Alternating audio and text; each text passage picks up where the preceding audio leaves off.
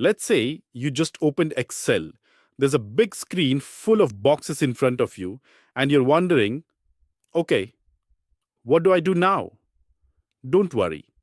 In this video, I'll show you three basic things that every Excel beginner should know: how to create a new Excel file, how to save it properly, how to rename it so you don't get confused later. Once you know these three things, you're ready to start using Excel like a pro. How to create a new Excel file.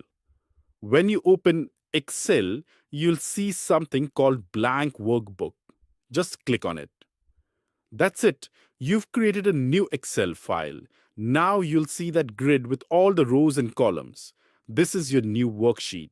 By default, Excel calls this file Book 1.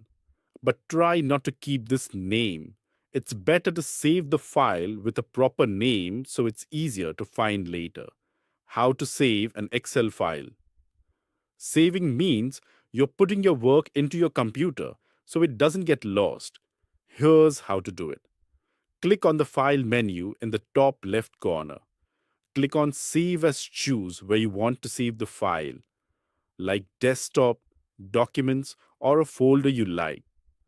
Type a name for your file, example, budget April, student marks, grocery list May. Click Save Done. You've saved your Excel file.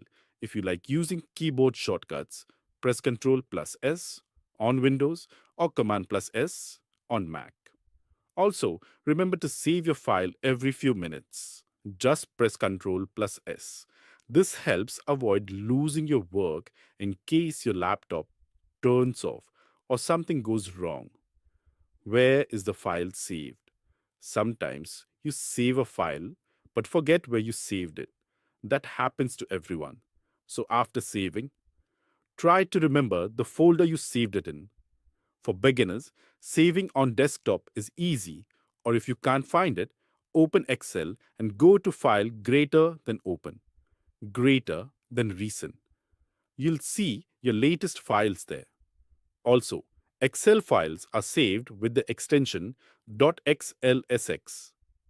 That's the standard Excel format now. How to rename an Excel file. Let's say you saved a file as Data1 XLSX, but now you want to change it to Sales April XLSX. You don't need to open the file again. You can rename it easily. Method 1. From the folder, go to the folder where your file is saved.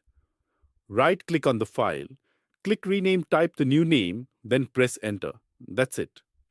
Method 2. Save with a new name. If you're working in the file and want to save it with a new name, go to File, Save as choose the location. Type a new name. Click Save. Now you'll have two files, the original one and a new one. This is helpful when you want to make a backup copy without losing the old version. Good file naming tips. Try to give your files clear and useful names so later it's easy to find them. Bad file names: book1.xlx, final copy 2.